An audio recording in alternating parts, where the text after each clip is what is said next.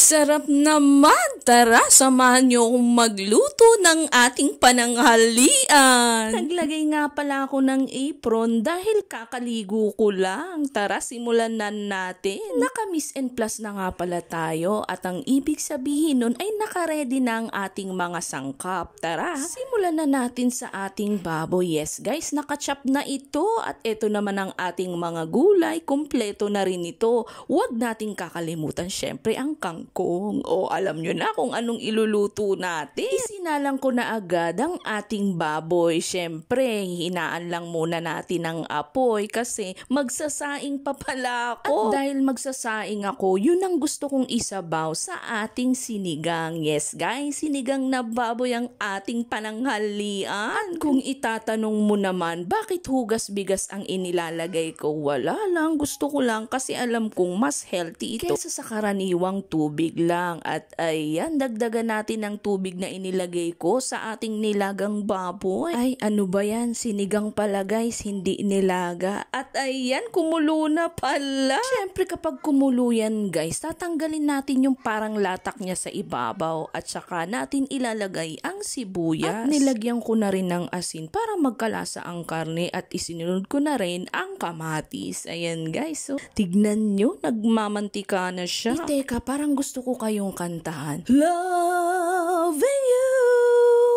is easy cause you're beautiful and everything that you do, it's all I want for you.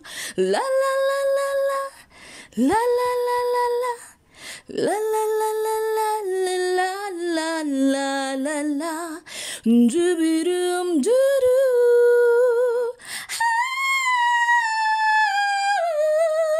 No one else can make me feel the colors that you bring. Ay shucks, luto na pala guys. Tadaan! Ayan, ready to serve. Maraming salamat po sa inyong panunood at sa walang sawang suporta. Shout out nga pala kay Madam Swerte at kay Josie Banlingit Comadre. Follow for more!